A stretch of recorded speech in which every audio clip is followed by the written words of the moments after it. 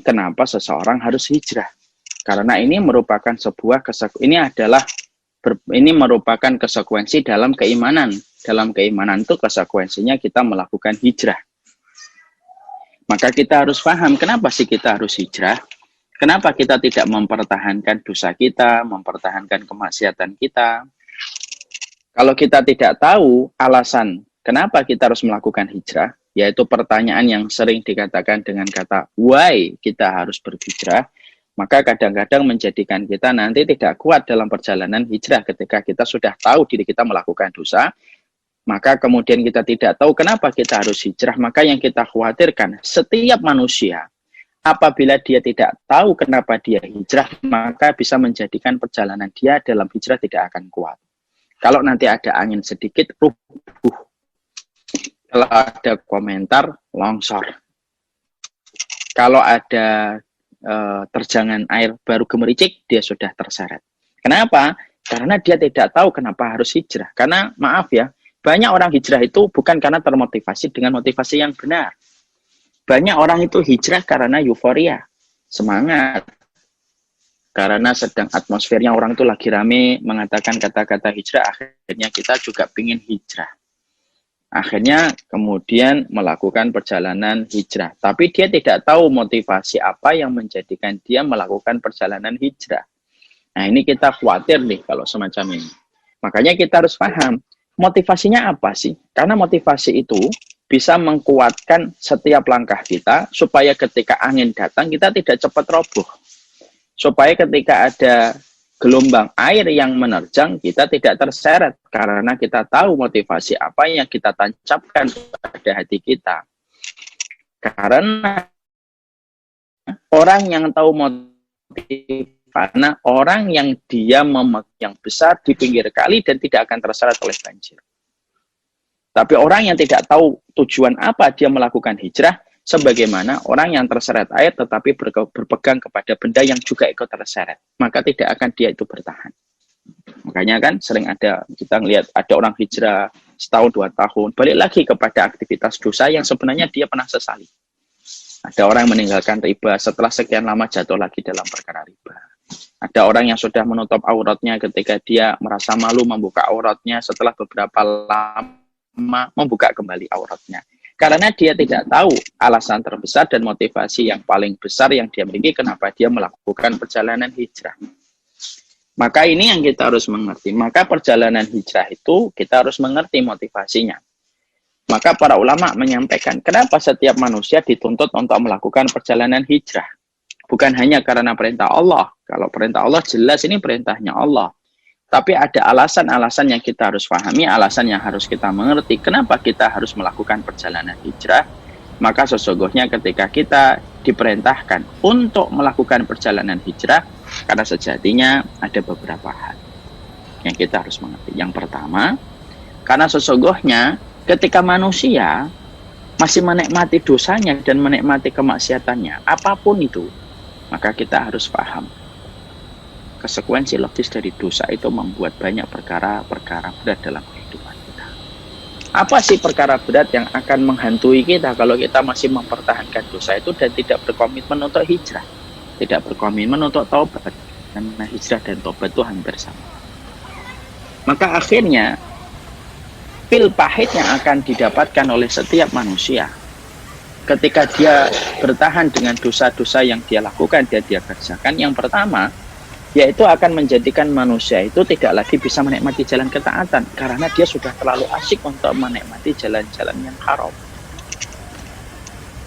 Jadi kalau ada orang sudah sadar bahwasanya hijrah itu berlaku kepada setiap orang dan setiap orang itu ngerti bagaimana dia itu melakukan banyak kemaksiatan dan dosa lalu tidak berkomitmen untuk berubah, tidak ada komitmen dia untuk bertobat dan berkomitmen untuk berhijrah, yang pertama orang yang menikmati dosa dan orang yang menikmati kemaksiatan, konsekuensi logis yang dia dapatkan.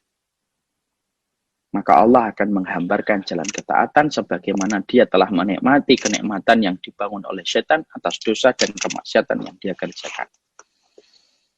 Jadi kalau orang tidak segera berkomitmen untuk hijrah dari riba, berkomitmen hijrah dari semua yang haram dalam bentuk dosa besar ataupun dalam bentuk dosa kecil, dia tidak berkomitmen untuk meninggalkan semua itu, pil pahit yang dirasakan pertama itu apa? Jalan ketaatan menjadi hambar dan tidak terasa nikmat ketika dia tidak berkomitmen untuk meninggalkan kemaksiatan dan dosa itu.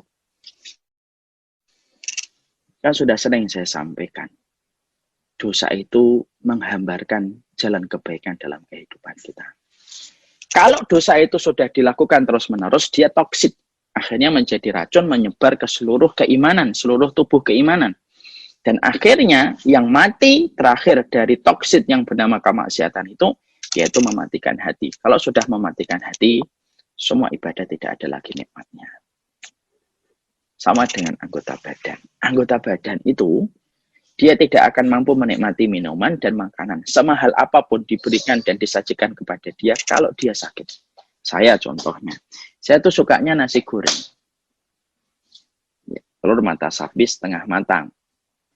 Tapi kalau saya sakit, nikmatnya nasi goreng, telur mata sapi setengah matang, tidak akan mampu saya nikmati. Tidak akan mampu saya nikmati. Kenapa? Karena saya sakit. Saya sukanya dengan jus sirsat, kemudian jus mangga, saya suka.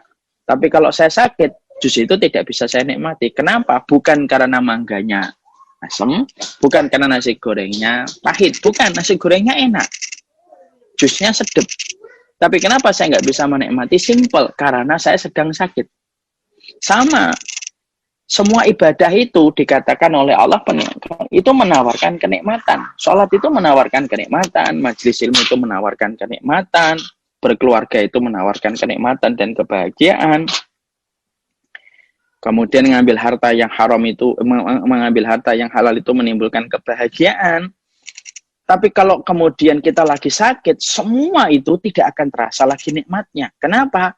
Karena orang yang tercebur dalam masalah dosa dan tidak berkomitmen untuk melakukan perjalanan hijrah, maka hukuman pertama yang Allah berikan kepada mereka yang masih asyik masuk dengan dosanya, yaitu adalah dia tidak akan diberikan kenikmatan dalam ibadahnya, karena kenikmatan dicampakkan oleh Allah kepadanya dalam perkara haram, dan dia akan menikmati haram itu sampai mati. Na'udzubillah min dzalik. Ya. Makanya orang yang berzina dan dia tidak berhenti dari zinanya, dia tidak akan menikmati pasangan halal yang datang kepadanya. Berapa banyak orang diberikan anugerah istri, tapi kemudian dia bisa berzina dengan perempuan yang di booking bayarnya mahal, padahal tidak pernah berkhidmah kepadanya, hanya menawarkan tubuhnya, tapi tidak bisa menawarkan khidmahnya.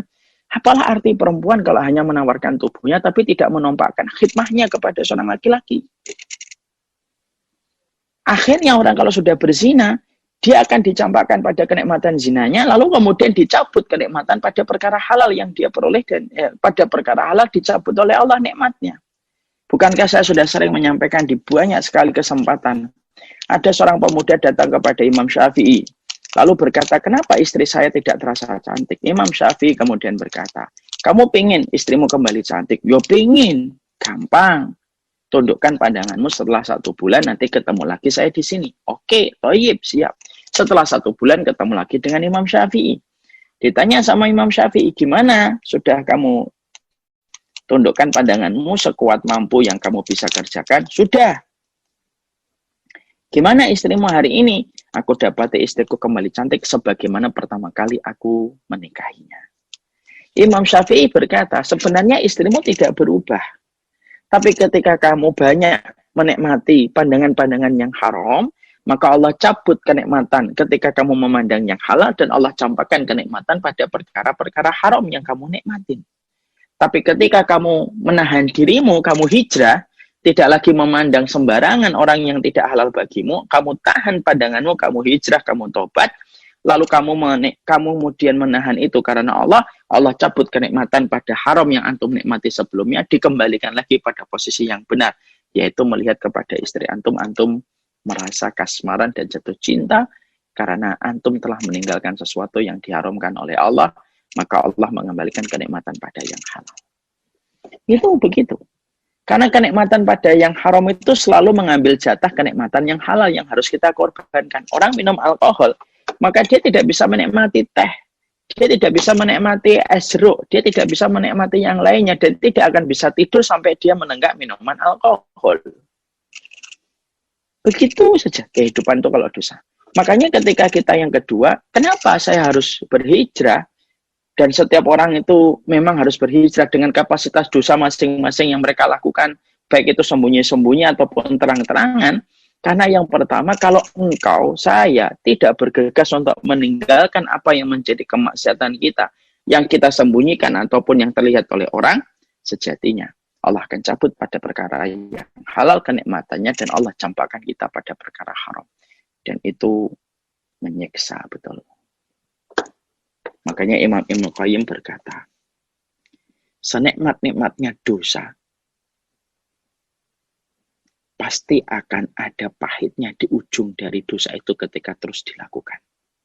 Dan ketika sudah pahit di ujung dosa itu, maka akhirnya dia sudah tidak bisa keluar dari lingkaran dosa itu disebabkan terlalu lamanya dia melakukan dosa itu. Saya ulangi kembali. Senikmat-nikmatnya orang ketika melakukan dosa, ada saatnya ujung dari dosa itu menawarkan kepahitan. Dan ketika dosa itu sudah pahit, dia pun tidak bisa keluar dari lingkaran dosa itu. Kenapa? Karena saking lengketnya dia dengan dosa yang telah dia lakukan begitu lama. Maaf ya, orang yang pakai narkoba, narkotik, barang haram, pertama-tama pasti merasa nikmat. 2, 3, 4, terus 5 tahun, 6 tahun, akhirnya apa? Dia sudah tidak lagi merasakan nikmat. Kalau tidak minum, kalau tidak pakai, pising, sakau, berbusa mulutnya, kesakitan tubuhnya. Tapi walaupun sudah semacam itu, tetap kadang-kadang dia tidak bisa keluar dari lingkaran dosa itu. Kenapa? Karena sudah terseret dengan tarikan dosa yang sejatinya tidak gampang melepaskan pelakunya ketika sudah berkecimpung terlalu lama. Nah, itu yang kita harus mengerti.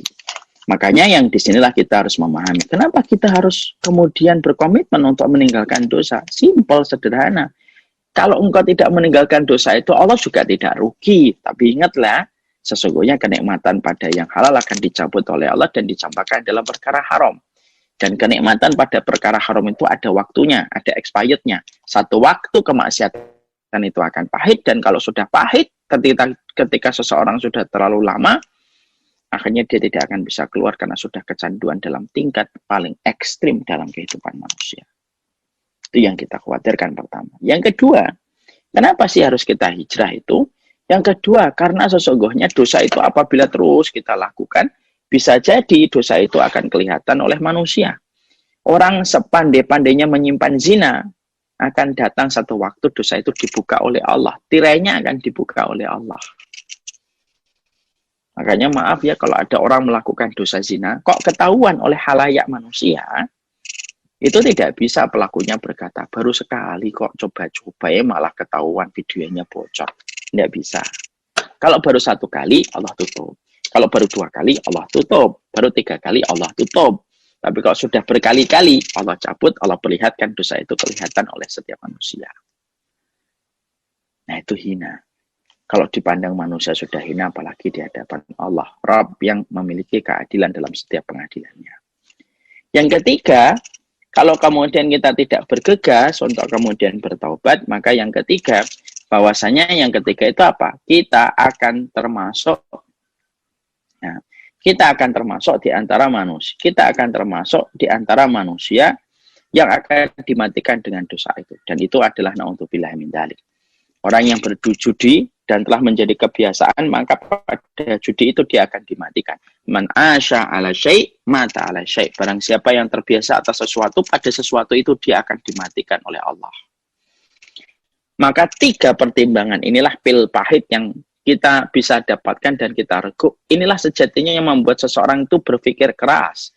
Kalau seseorang manusia, apapun dosa yang kita lakukan dengan kapasitas apapun yang kita kerjakan, kok kita tidak bergegas untuk kemudian meninggalkan dosa itu dan tidak bergegas bagi kita untuk menceraikan kehidupan kita dari dosa-dosa itu, maka 3 pil pahit yang akan dirasakan.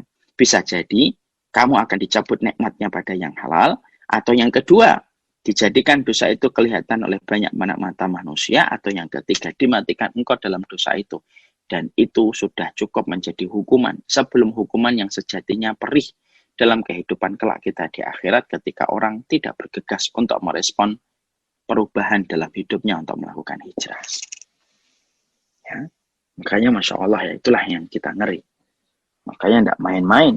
Nah, itulah yang menjadikan seseorang itu akhirnya paham bahwasanya perjalanan hijrahnya manusia itu perjalanan yang harus kita mengerti motivasinya. Kalau kita masing-masing mengerti bagaimana motivasi kita di dalam hijrah, tadi yang saya katakan, dia akan kuat walaupun dia akan menghadapi banyak gelombang dan banyak angin besar. Dia tetap bertahan pada tracknya ketika dia sudah berkomitmen untuk meninggalkan itu, karena orang yang paham tujuan dia melakukan sesuatu, ibaratnya dia bergantung kepada pohon yang kuat. Berapapun jumlah air yang datang, maka dia tidak akan terseret. Nah, itu yang kita memahami.